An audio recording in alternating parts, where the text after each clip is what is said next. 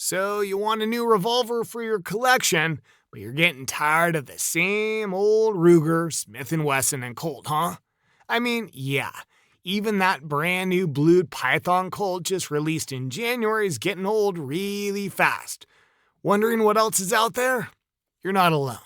Many revolver aficionados are turning their eyes to some less talked about options that fly under the radar. Some are pretty decent, some offer superb value, and a few others simply blow the venerable Python out of the water. Today we're diving deep into the world of most underrated revolvers in America. We'll uncover hidden gems that pack a punch, offer unique features, and might just be the perfect addition to your arsenal. Number 7. Charter Arms Professional V. The Professional V isn't making more noise in the gun community. Why? Well, despite the value this revolver brings to the table, Charter Arms has battled a bit of a rep issue that could be steering folks towards its direct rival, Taurus. A huge chunk of the skepticism toward Charter Arms stems from past grievances with their revolvers' build quality and consistency. Think stiff triggers, light primer strikes, and a general rickety feel that some shooters have flagged up. And it's not just about the mechanics. Many owners also critique the ergonomics, finding the grip and trigger guard less comfortable than those on pricier models. Plus, certain design choices like front sights prone to wear and tear have drawn some flack, necessitating tweaks by owners to keep things sharp. Let's be real, we care a lot about aesthetics, something many Charter Arms revolvers just aren't blessed with. But the Professional V isn't like any other Charter Arms revolver. It shines with its solid build, enhanced with the company's proprietary Black Nitride Plus finish and a walnut grip that adds a touch of class without emptying your wallet. The Professional V marries practicality with performance, featuring a well-balanced 4-inch barrel and a light pipe front sight that makes aiming a breeze, even in less than ideal lighting, and it's also got 6 shots of .357 Magnum instead of Charter Arms' typical 5. Best of all, it's selling for only $480. Number 6. Taurus Tracker Model 692. Taurus revolvers often don't get the spotlight they deserve. People are ignoring these revolvers for a lot of reasons. For one, the brand's bumpy quality control and customer service leaves some shooters hesitant. Also, Taurus has historically faced hair-pulling challenges, especially with their semi-automatic pistols that led to a class action lawsuit. Heck, we talk a lot about why people should stay away from the GX4. These issues cast a long shadow over their revolvers, despite significant improvements in recent years. Taurus enthusiasts think the Tracker Model 692 is one very underrated Taurus revolver because it shows the strides Taurus has made in quality and innovation. This revolver is capable of handling both .357 Magnum and 9mm rounds with its 2 7-round cylinders that can be quickly swapped out. This makes it a fantastic choice for those who appreciate flexibility at the firing range or in the field. Still has that ugly rubber grip, but everyone who's shot a tracker with that grip knows how good it is at soaking up recoil. Not only does the 692 offer robust ammo versatility, if you can get your hands on one of those Taurus Tracker wood grips from Thailand selling on eBay, it's one of the most aesthetically pleasing revolvers on the market too. And it's got none of those notorious issues that plague some earlier models. How do I know? Because it's been around for 5 years and no 692 owner has sued Taurus so far. The cherry on top? It's selling for less than $700. Number 5. Rock Island Armory AL 3.1. Next up, let's talk about Rock Island Armory's AL series revolvers, crafted by Alpha Proj in the Czech Republic. You don't hear a lot of people chatting about it, do you? Here's a little scoop on why. We all know it's a tough market out there, especially in the US, where heavy hitters like Smith & Wesson and Ruger dominate the scene. These brands not only have a deep-rooted presence, but also boast vast dealer networks and brand loyalty that's hard to shake. The AL 3.1 chambered in .357 Magnum with its $950 to $1,000 price tag is swimming in the same pool as these giants, where it struggles to make a splash despite its perks. Well, that's because everyone knows that Rock Island Armory only sells budget firearms, and if you need a budget revolver, you'll probably get a Taurus. Let's pivot to why this underdog might just be the piece your collection's missing. The AL 3.1 does bring something to the table with its robust build and reliable performance. It's got a solid heft to it, and it's built like a tank. Kind of like the Ruger GP100, courtesy of its meticulous craftsmanship by the Czechs, who are known for their precision engineering. These revolvers are super thick, super sturdy, and easily concealable with their 2-inch barrel. So if you're in the market for a revolver that breaks the mold without breaking the bank, the AL 3.1 might just be your hidden gem. It may not be the widespread recognition of its American competitors, but it's a solid hunk of Czech Republic steel. Number 4, Henry Big Boy. Henry's Big Boy revolver had its moment in the spotlight last year, riding high on a wave of initial excitement. Despite its flair, it hasn't quite kept all eyes on it. Why is that? Well, for starters, Henry repeating arms is a name synonymous with high-quality lever-action rifles, not revolvers. This leap into the revolver scene might have left some longtime fans and potential buyers a bit hesitant, not quite ready to see this rifle-centric brand as a go-to for their six-shooter needs. Adding to the mix, the Big Boy revolver sports an old-school aesthetic that, while sleek, sticks to the classics rather than trending towards the modern tactical features that current markets drool over.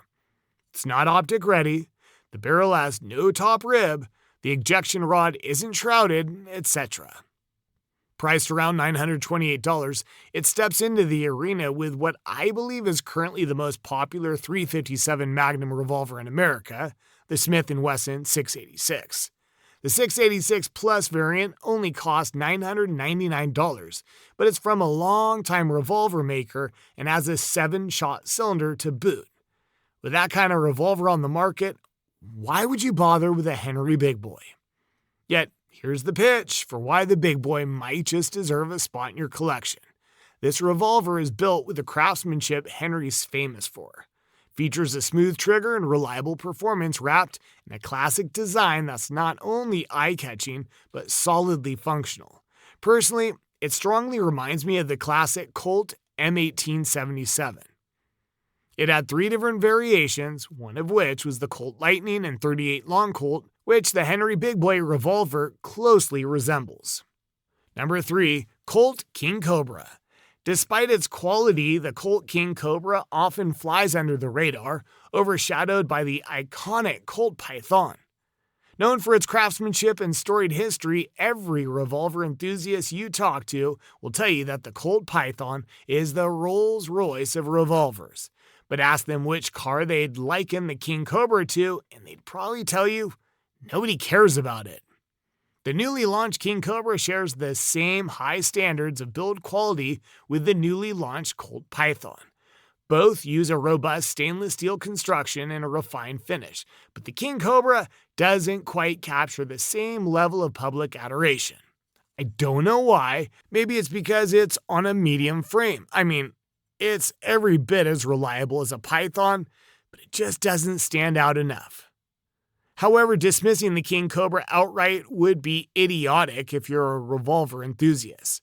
It's got an MSRP of $999, which means it competes directly with, again, the Smith & Wesson 686 Plus. Granted, the King Cobra only has a 6-shot cylinder, but it's also much easier to carry around because it's built on a medium frame. For comparison, it's got an empty weight of only 28 ounces, whereas the 686 Plus has an empty weight of 39.2 ounces. The Colt King Cobra deserves more attention not just for its brand name, but also for its practicality. It's built to the rigorous standards Colt's known for, ensuring durability and reliability. If you want a solid medium frame revolver with the pedigree of a Colt, but at a lower price point than the Python, King Cobra presents a compelling option.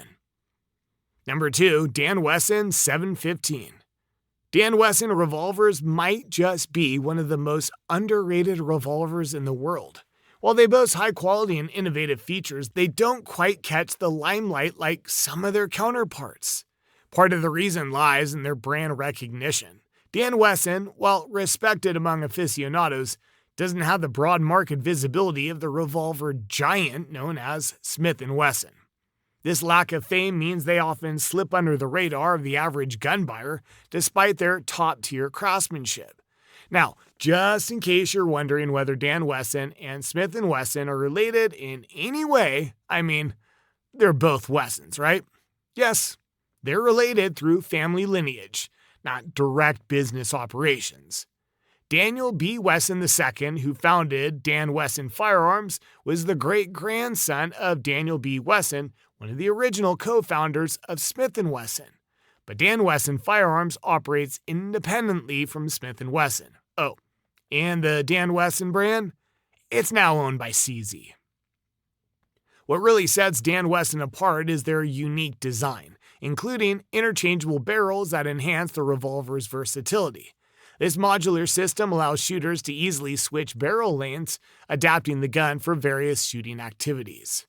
From hunting to target shooting, however, this feature might not resonate outside the more dedicated circles who appreciate the technical nuances of a customizable firearm.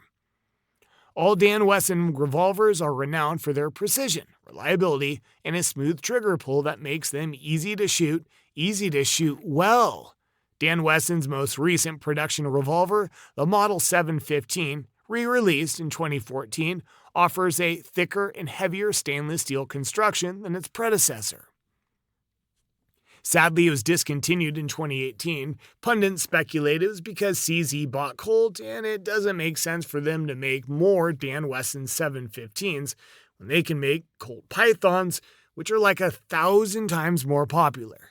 Doing that would essentially cannibalize 715 sales, which were already low to begin with. Number 1, Spohr revolvers. And finally, let's talk about Spohr revolvers. Hailing all the way from Germany, earlier this year they made a splash across the pond in the US. They're a fresh face in the luxury revolver market, which has been dominated by Korth revolvers since 2016. Because of the shadows cast by more established brands like Korth, Mannerheim, and Jans, nobody talks about Spohr. Heck, the only reason people know about them is because of James Reeves. Spohr's flagship Club Edition models are tailored for the U.S. carry market, marrying sleek design with robust performance. Besides the Club series, Spohr also offers the 28 family, featuring a rail for those who want to attach a scope or red dot, and the L562 line, which skips the rail for a cleaner, more utilitarian look. But just how premium are these revolvers? Well, they don't use MIM parts in them. Nope, not a single MIM part. Instead, every teeny tiny piece for the lockwork is handcrafted with the kind of precision that'd make a Swiss watchmaker jealous. Picture this. Some grizzled old German gunsmith hunched over a workbench, squinting through a magnifying glass and delicately grinding away at those parts like he's sculpting a dang masterpiece. Price-wise, Spohr sits in a sweet spot. Their luxury models range from $3,799 to $3,899, undercutting the much pricier tags you'd see on a Korth while still delivering top-notch quality. For those looking for something a bit more budget-friendly, the L562 and 28 series offer more accessible prices, ranging from $2,699 to $2,899. These give even the comparatively mid-priced Mannerheim MR73 Gendarmerie for a run for its money.